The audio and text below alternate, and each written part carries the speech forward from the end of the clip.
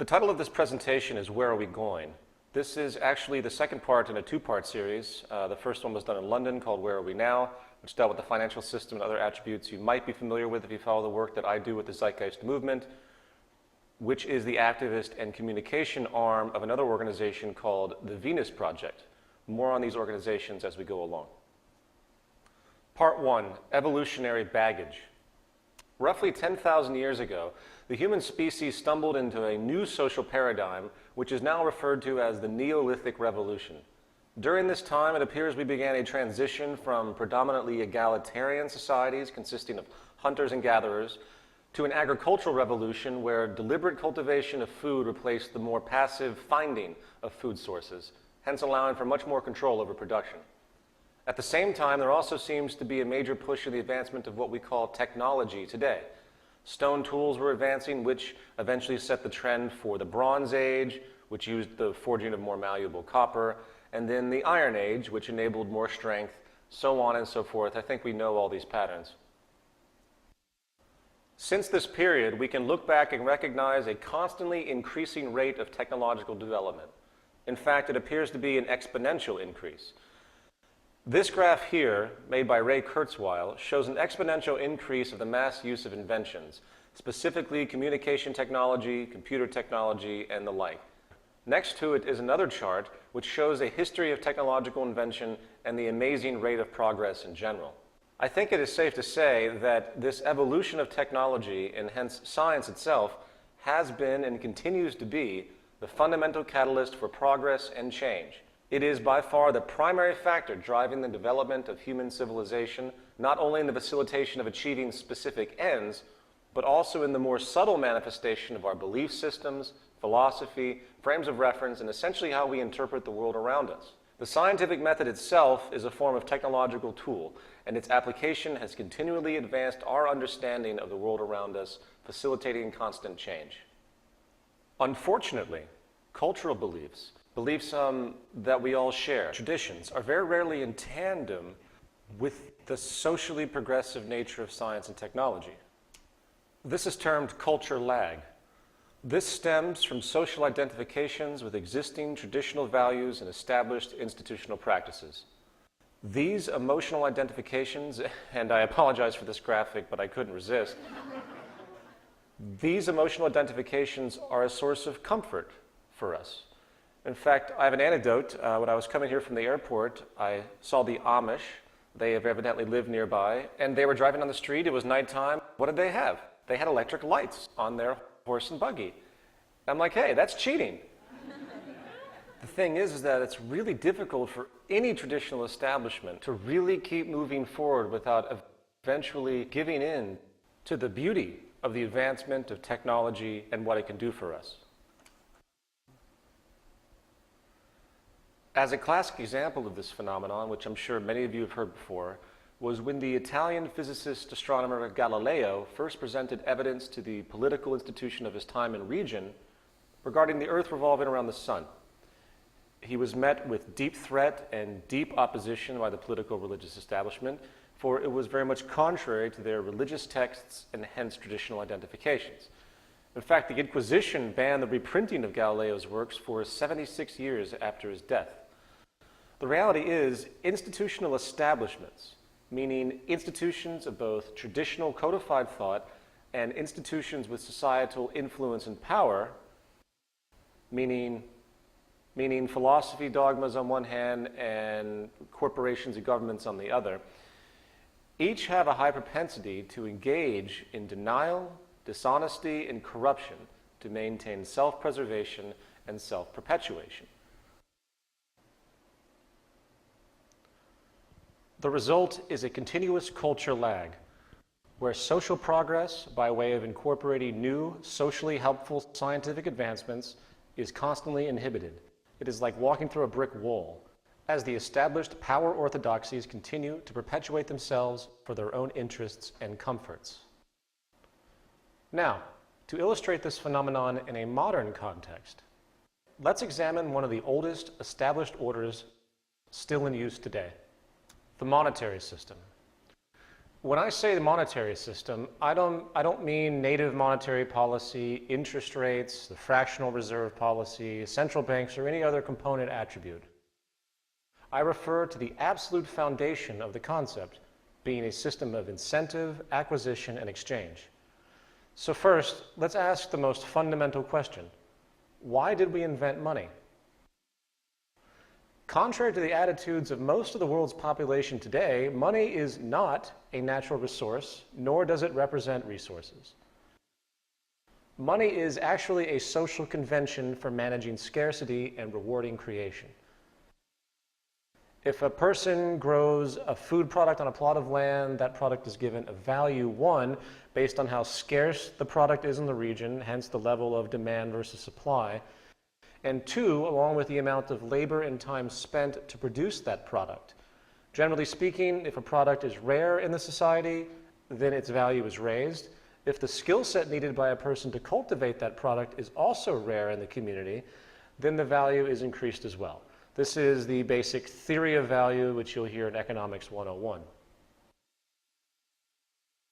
As innocuous as this may seem on the surface, let's now consider some of the unspoken negative retroactions of this system, namely the profit mechanism and its relationship to establishment preservation.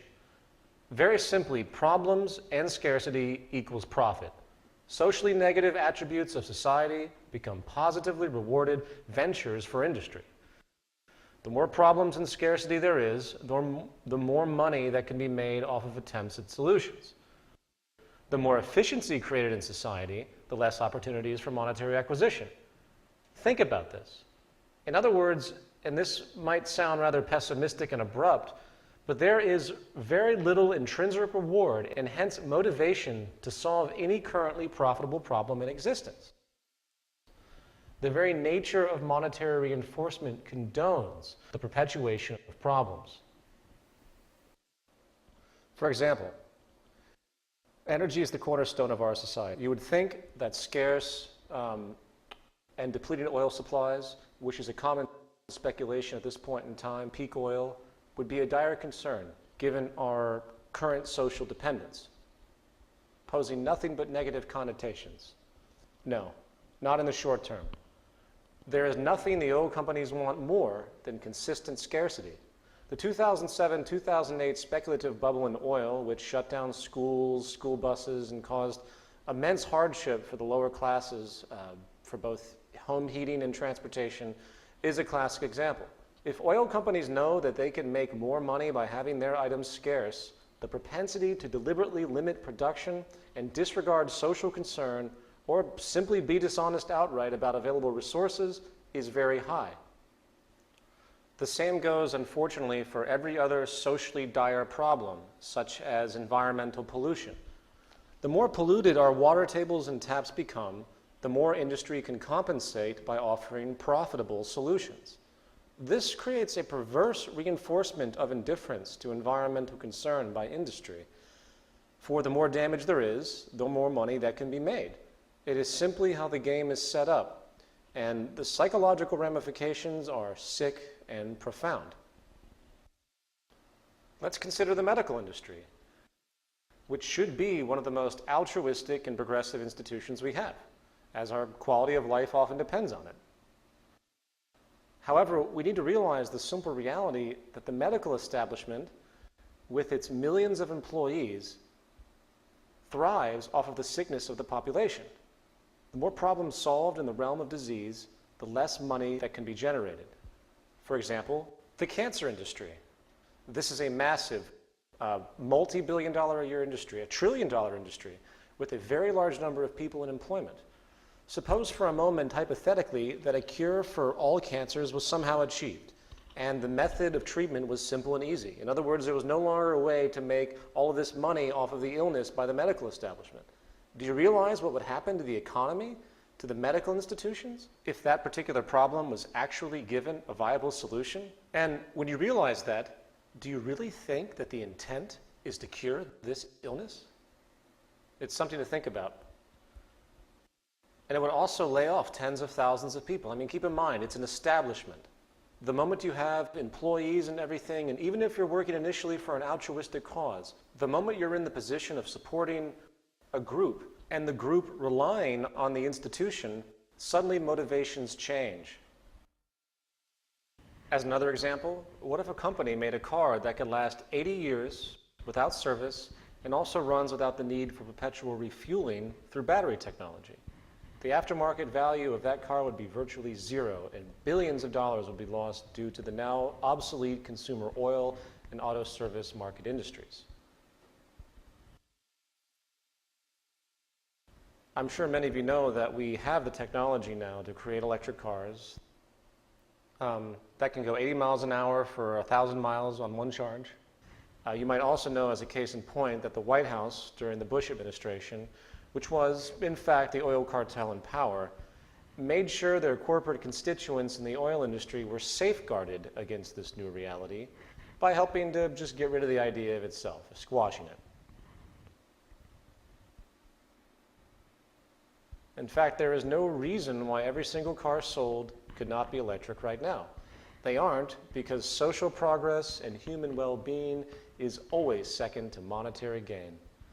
I'll say that again. Social progress and human well-being is always second to monetary gain. Also, if people cannot make money off of solving social problems, they simply will not be done. Take a look at the horrid, dire destitution in Africa, or simply the rampant and growing homelessness across the world. I think George Carlin actually put it best. Have you ever noticed that the only metaphor we have in our public discourse for solving problems is to declare war on it? We have the war on crime, the war on cancer, the war on drugs.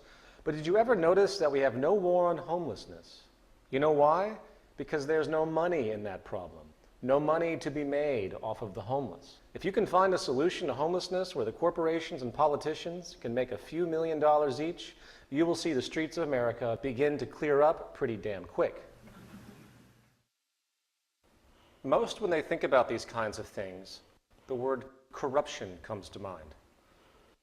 Most feel that these are ethical issues. But is it really corrupt for an energy establishment to want to limit supply artificially so they can make money? Is it really corrupt for a company to seek indifferent self-preservation at the expense of social progress? Actually, no, it isn't. It is simply business as usual, and this is what I'm trying to point out. And you should expect nothing less than this tendency. The profit mechanism creates established orders which constitute the survival and wealth of large groups of people.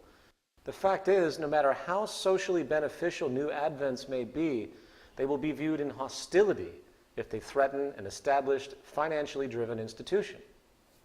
Meaning social progress can actually be a threat to the establishment. So, to put it into a sentence, abundance, sustainability, and efficiency are the enemies of profit. Progressive advancement in science and technology which can solve problems of inefficiency and scarcity once and for all are, in effect, making the prior establishment's servicing of those issues obsolete. Therefore, in a monetary system, corporations are not just in competition with other corporations. They are in competition with progress itself. That is why social change is so difficult within a monetary system. In other words, the established monetary system refuses free-flowing change. You cannot have a social convention where money is made off of inefficiency and scarcity and expect a quick incorporation of new advents which can relieve those problems. I know I'm drilling this in, but most do not see this, and I want to make sure it is perfectly clear. Now, I don't want to spend too much time on the monetary system because, as I mentioned, it was the focus of a prior presentation. However, I would like to quickly point out two important issues. The first is the economic reality that the entire global economic system is based on what I call cyclical consumption. The only way the system can work is if money is perpetually circulating. Money must be continuously transferred from one party to another in order to sustain so-called economic growth. This is done through constant or cyclical consumption by virtually everyone in society. Jobs are entirely contingent upon demand for production in some form. If there was no demand for goods and services, then there would be no demand for labor, and financial circulation would hence stop. What this translates into, again, is that inefficiency equals profit. The entire system demands problems for it to work. This is not only paralyzing, as we have discussed, but it also creates outrageous amounts of resource waste, irrelevancy, and extremity. The second point I would like to make on this issue, which is much more broad, has to do with the holistic nature of the monetary game in historical practice and the fundamental intent. All societies today, whether termed capitalist or socialist or even communist, are fundamentally based on money. Money is the enabler of possibility within the system itself. Free market capitalism, as it is often called, is now the dominant economic religion of the day. I say religion because when it comes to the cultural perception of this methodology, few today seem to have the ability to even ponder any other options for social operation. They are fully indoctrinated. The free market in practice can be defined as a market in which supply and demand are unregulated except by a country's competition policy, and rights in physical and intellectual property are upheld. You'll notice it says unregulated except by the country's competition policy. In other words, there is no such thing as a pure free market. And I know most of us know this, but I want to make the point, for nor could there ever be such a thing as a pure free market without the system despotically self-destructing beyond repair.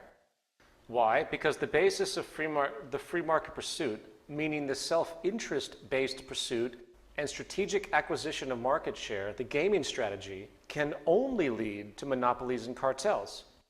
That is the basis of the entire motivation. And it's funny how economists today will deny that up and down. For example, let's say I want to open an electronics store in a relatively small town, say here in Fairfield, Iowa. And at that time, there are 3 other stores in this same area, and therefore I have to compete with them. As time moves forward, I work to streamline my competitive strategies and reduce overhead in such a way that my store becomes the dominant, most affordable distributor of a certain set of items, and everyone in the town flocks to my store over the others for such items. Due to this, 2 of the other 3 stores go out of business and leave town. So at that point, it is just my store and the other competitor in the region, dual competition. Now, since my profits have been so good, I make an executive decision. I decide to attempt to acquire or buy the other competing store in town. Seems reasonable, right? Acquisitions happen all the time. And they agree. So I purchase that store, put my logo on it, and boom, I have a regional monopoly. Likewise, let's assume I didn't purchase the other store, but rather just became friends and in turn partners with them. And we figured out a way to work together and flourish in a non-competitive way. Seems logical, right? Well, guess what? Now I have a cartel. In other words, business is based in part on a gaming strategy to win market share and hence profit. Therefore, it is a natural gravitation to seek dominance in your sector or industry. And the highest level is monopoly and cartel. It is a natural progression of the free market system to become as dominant and powerful as possible. But it doesn't stop there, and I'm sure most in this room understand the practice of congressional lobbying by corporations, considered absolutely normal. Well, what is financial lobbying? Lobbying is the prostitution of the state to grant further powers or positions of ease to corporate industries. In other words, if you pay off a few congressmen to support your company's agenda, then you have further secured your position economically. The same thing goes for campaign contributions. Now, people say that's corruption. No, it's not. It's the free market at work. What else do you expect? There is no such thing as an objective government in a monetary system. It is impossible. The whole society is based on money and income, so why do you think any lines would ever be drawn and respected? We see this BS ethic argument all day long, and guess what? It has never worked. It never will work. Influence and hence corruption is a natural byproduct of our system. It should be expected. In fact, let's take this train of thought even further. Throughout history, there has been one empire after another, each working to secure global land and resource domination.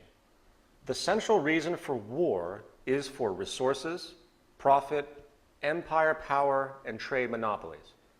Governments are fundamentally no different in function than corporations when it comes to self-interest. The United States invasion of Iraq could be considered a hostile corporate takeover, in effect, for even the most naive individuals today know it had nothing to do with weapons or freedom or democracy for the people. I don't even want to belabor that issue, for it's just considered passé to even talk about it. It's not even in style. We're so used to this level of corruption that we just look the other way these days. However, I do want to clearly point out what war really has to do with if you have any inhibitions. It is for the conquering of resources, industrial profit, and empire expansion fundamentally. In the words of two-time Congressional Medal of Honor recipient Major General Smedley D. Butler, war is a racket. It always has been.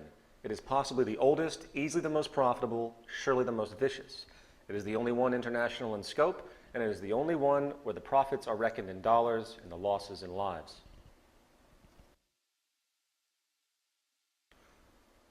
Now, it's important to point out that today the pursuit of profit in the market system is generating a different form of empire, a corporate empire, based on merging economies through trade agreements. It's called globalization. I think Jim Garrison, president of the State of the World Forum, put it quite succinctly. Taken cumulatively, the integration of the world as a whole, particularly in terms of economic globalization and the mythic qualities of free market capitalism, represents a veritable empire in its own right. Few have been able to escape the structural adjustments and conditionalities of the World Bank, the International Monetary Fund, or the arbitrations of the World Trade Organization. Those international financial institutions that, however inadequate, still determine what economic globalization means. Such is the power of globalization that within our lifetime, we are likely to see the integration, even if unevenly, of all national economies in the world into a single global free market system, hence empire. To put it gesturally, the propensity of the system is to create world monopoly. That is the gestural natural gravitation of the methodology and philosophy of the free market ideology itself. That is what the psychology sets up. I hope that's clear. It is based on strategic domination, and I think it's time people finally awaken to this. It isn't based on freedom, it's based on conquering. The core basis of social functionality in our society is inherently despotic. There is no such thing as an ethical transaction. Again, ethics and competition are incompatible. For the basis of seeking differential advantage for personal gain is wholly unethical in any civilization, leading perpetually to conflict and exploitation. Dishonesty is the mode of operation at every level, whether you realize it or not. And frankly, how anyone in their right mind could ever rationalize that a balanced, peaceful, sustainable, and productive world could ever come out of open competition, hence open warfare, from individuals competing against each other for work, to corporations battling each other for market share, to governments competing against each other for global economic dominance, is beyond me. We live in a paralyzing, detachment-promoting, self-serving system which generates parasites and prostitutes. Each one of us, due to the very nature of the monetary game, is forced into a position of submission, either to an employer, or a client. The basic goal is monetary acquisition, not service to social progress. We leech and exploit. Sadly, the only cooperation you'll tend to find these days, or actually ever since the system was created, was when there was a common enemy, meaning when a particular group works to fight against another, hence one corporation working to fight against another corporation. Advantage is dishonesty. I hope everyone thoroughly understands that. Moving on. I would like to address some other culturally common attributes of modern society, both institutional and ideological, which are rarely thought about in a holistic sense.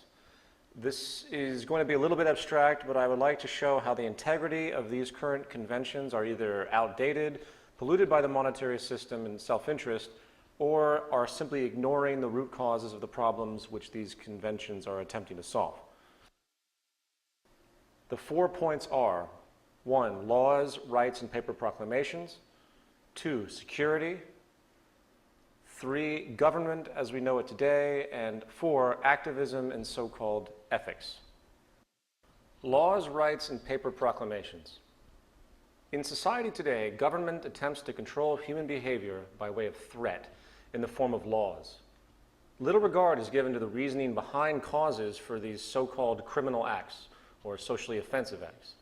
If a person is arrested for stealing, very little regard is given to the environmental conditions that generated the interest to steal to begin with, the motivation.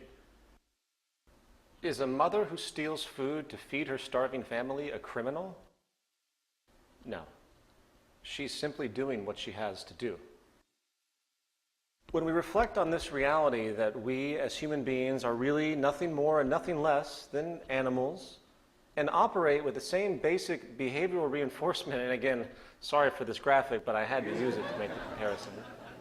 The fact is, we operate with the same basic behavioral reinforcement survival tendencies as most other species. We see then that it is illogical and irresponsible to consider any human behavior outside of the realm of the social condition. In the early 90s, a study was done called the Merva-Fowles study, which found that a 1% rise in unemployment in major US cities resulted in a relatively substantial increase in crime. This shows how so-called criminal behavior is directly related to the socioeconomic circumstances. It should be no surprise that the great majority of people in prisons come from deprived socioeconomic positions. Society is producing the behavior, particularly scarcity if you pay attention. And year after year, the number of people in prison rises, along with the number of laws on the books. Therefore, obviously something isn't working, right? Something is not working. Something is wrong. If society was progressively managed with the intent of collective human well-being, then we should be seeing a constant decrease in crime and prison populations, a decrease in laws. In fact, the goal of a productive, stabilizing society would be the intent to eliminate the need for prisons, police, and everything we have just mentioned altogether.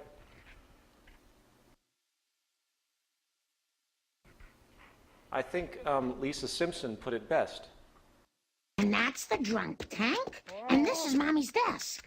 Mom, I know your intentions are good, but aren't the police a protective force that maintains the status quo for the wealthy elites? Don't you think we ought to attack the roots of social problems instead of jamming people into overcrowded prisons? Look, Lisa. It's McGriff, the crime dog.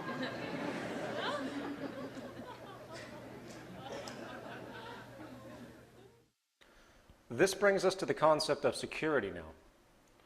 Since 9/11, security measures across the world have gone berserk with irrationality. The public at large, especially in America, is now neurotically obsessed with security. The solution to violent human behavior is evidently more police, more cameras, and less freedom and liberty.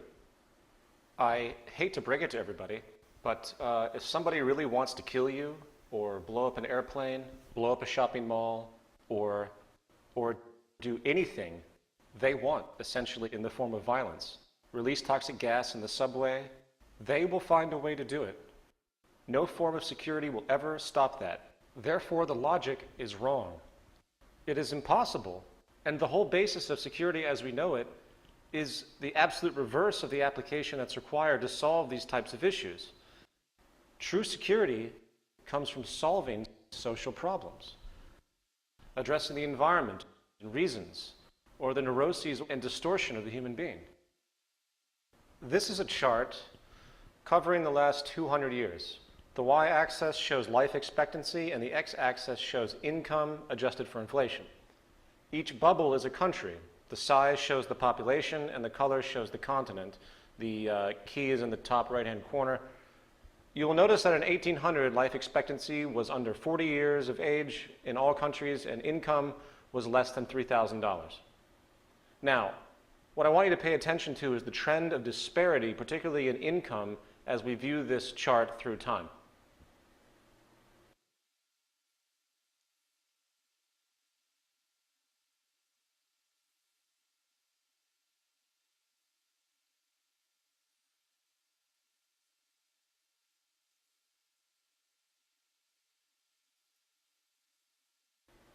You will notice that life expectancy has basically risen along with wealth in general. But what do we see mostly? What do we see? What stands out? We see a tremendous and growing economic disparity. Africa, for example, is just left in the dust by the Western nations. We went from this to this. Economic disparity is obviously growing. Now, why am I bringing this up? There is some research that's been done by a few parties, one being Richard Wilkinson of the University of Nottingham in the UK, which has shown a strong correlation between crime and income inequality. Not absolute income, but inequality itself. It's psychological. For example, in the United States, which has the largest income gap in the world, I wonder why of course we're also the wealthiest in the world. I wonder why we have the largest prison population in the world. Why is there so much distortion? It's possibly because of this tremendous economic stratification. Here is a chart showing the growing disparity divided into the upper and lower classes. While the lower classes stay poor on average, the gap between them and the upper and middle classes continues to grow extensively. I believe this is the basic source of the increase in crime across this planet holistically. There seems to be a correlation between growing disparity in prison population and hence crime. The more income inequality, the more crime. It comes from what some people refer to as psychosocial stress. So, coming back to my original point, when it comes to the concept of security, I think one of the most important things we should be considering is reducing the global income gap. In other words, I think that the more this inequality in the world grows, the more world conflicts that will arise on multiple levels. Okay, now we're going to move on to paper proclamations. Today we use paper proclamations, as we call them, to denote a person's so-called rights. And just like laws, they are culturally biased, artificial concoctions, which attempt to solve reoccurring problems by simply declaring something with words on paper usually. Rights, in fact, have been invented to protect ourselves from the negative byproducts of the social system itself. And once again, instead of seeking a true solution to a problem, we invent these patches by way of paper proclamations in an attempt to resolve them. This does not work. It has never worked. There is really no such thing as an unalienable right outside of the culture in which it is assumed. We are making this up. Therefore, liberties need to be inherent in the social system by design, not alluded to ambiguously on paper. As a classic example of this, let's take the notion of divine law, the famed 10 Commandments. Thou shalt not steal, thou shalt not murder. Why? These are surface notion cop-outs created by men who didn't have any real information, who did not understand that we live in a cause and effect reality. Telling people this does virtually nothing, as history has proven. Morality is an empty idea that has no empirical referent. An intelligent commandment would be something like, thou shalt continually reorient thyself and society to reduce reactionary propensities that lead to aberrated consequences such as stealing and murder.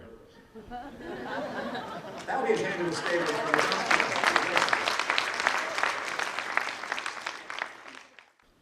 The same surface irrelevancy applies to any constitution or Bill of Rights of any country on this planet. In the Bill of Rights of the United States, there is an attempt to secure certain freedoms and protections by way, again, of mere text on paper. Now, while I understand the value of this document and the temporal brilliance of it in the context of the period of its creation, that does not excuse the fact that it is a product of social inefficiency and nothing more. In other words, declarations of laws and rights are actually an acknowledgement of failures of the social design. There are many people today in the so-called patriot and liberty movements. I know many people like this. I'm a fan of many people who are proponents of this, in part because I think there's a place for it. But this document is not the savior of America. Some people seem to believe that the United States had some magical position at one point or another, perhaps where we slaughtered all the Mexicans and Indians to steal the land, or the fact that when the Constitution was written, only white property-owning males, which is about 10% of the whole population of the nation, could actually vote. This is government by the people. Moving on, let me demonstrate what I'm talking about here. The Fourth Amendment details how people have protection from unreasonable searches and seizures. This statement is basically qualified by the termed notion of probable cause in the amendment. What is probable cause? The only way to figure this out is to find a legal working definition that is culturally accepted. A common definition of probable cause in this context is a reasonable belief that a person has committed a crime. Okay, so qualifier is now reasonable, right? Reasonable, okay, this is often defined as fair, not excessive or extreme. Well, okay, then I guess we have to move on to the word excessive. You see my point, I hope.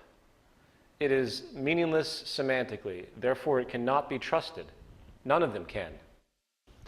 In other words, legal definitions are not empirical. All the amendments are subject to the whims of interpretation, which is why they are abused by the police, Homeland Security, and the IRS on a daily basis.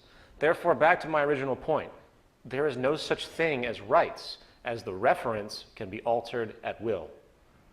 The Fourth Amendment is an attempt to protect people from state power abuse. That is clear, but it avoids the real issue, and that is, why would the state have an interest to search and seize to begin with? How do you remove the mechanisms that generate such behavior? We need to focus on the real cause.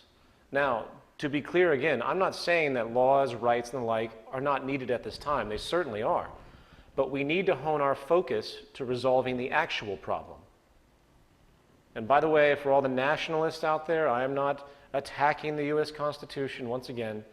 However, it is not the answer, and it's naive to think that this document really has that much relevance. Again, I am a fan of people like Ron Paul and Dennis Kucinich. I believe there's a place for the work that they do, but it's not the answer. The history of America is just like the history of any other country on this planet. It is a history of deception, fraud, and corruption. There is nothing to return to, for the integrity was never there to begin with. We must move forward, not backwards. And this brings us to government. All governments in existence today, whether you recognize it or not, are institutional dictatorships. They are publicly sanctioned power monopolies. And democracy, as it is practiced today, is simply a game that is played, I'm sorry, but it's simply a game that's played to give the public the illusion of control.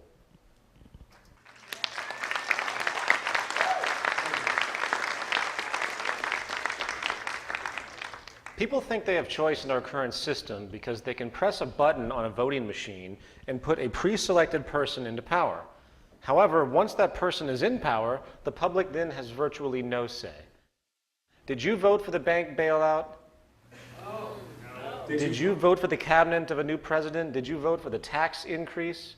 Do you vote for where highways or power grids or any infrastructure goes? Did you vote for the wars in Afghanistan and Iraq? No, you didn't. So where is your real participation? In part 3, we will discuss how a true democracy actually would work, and it's not the election of people, it's the election of ideas.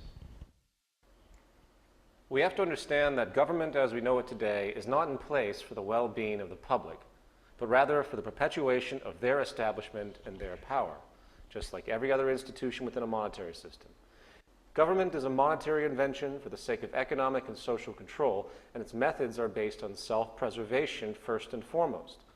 All a government can really do is create laws to compensate for an inherent lack of integrity in the social order.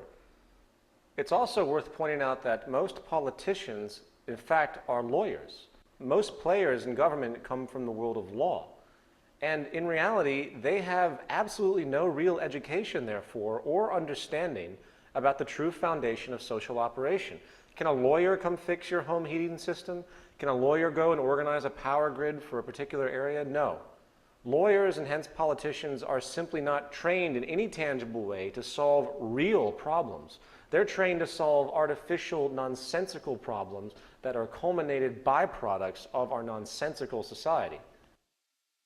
In other words, society is in fact a technical creation. I'll say that again. Society is a technical creation consisting of infrastructure, resources, and management. Society is a technological construct. Republican, Democrat, it doesn't mean a damn thing. If you really want to see a society that works, you have to begin to realize that science and technology is the overarching element that governs the entire mechanism of social organization. And therefore, those who study those attributes should be given not control, but should be given the forefront of participation, forefront of influence to say, hey, we can feed and clothe all the impoverished people in Africa and in the third world. We could technically do it. But unfortunately, they go to their corporate bureaucracy and hence government bureaucracy. And of course, the governments say, oh, we don't have the money for that. The question has never been, do we have the money? The question has always been, do we have the resources and technological know-how? Now, the final issue I would like to cover in this section has to do with activism and the traditional patterns of activism we have seen historically across the world. In the world today, there are countless well-intentioned people and activist organizations making a lot of noise about the rampant problems and injustices in our world. Yet, unfortunately, as you tend to find, very few offer any real tangible long-term solutions. Those that do offer solutions, however, almost universally frame those solutions within the pre-existing social establishment. Their tactics tend to involve new legislation, and of course, they always demand ethics and accountability. Very little regard is given to the root structure of our system. Battling and protesting corporate organizations, corrupt corporate organizations, and seeking money from society in an attempt to curtail such trends is a typical path that is taken. It is a very respectable path in general. However, it is not going to create long-term change. I'm nothing but pleased to see something like this, but does that really do anything? When it comes to social corruption, poverty, environmental disregard, human exploitation, and most personal and social turmoil in the world today, the great realization is that most of these problems are not the result of a particular company, some nefarious elite group, or some government legislation. These are symptoms of the foundational problem. The real issue is human behavior, and human behavior is largely created and reinforced by the social patterns required for survival as necessitated by the social system of that period in time. We are products of our society, and the fact of the matter is, it is the very foundation of our socioeconomic system and hence our environmental condition which has created the sick cultural climate you see around you. Very rarely do any activist organizations today consider the possibility that maybe it is the social system itself that is the problem. The bottom line is that we can spend the rest of our existences attempting to stomp on the ants that mysteriously wander out from underneath our refrigerator, setting traps or laws, or we can get rid of the spoiled food behind it, which is causing the infestation to begin with.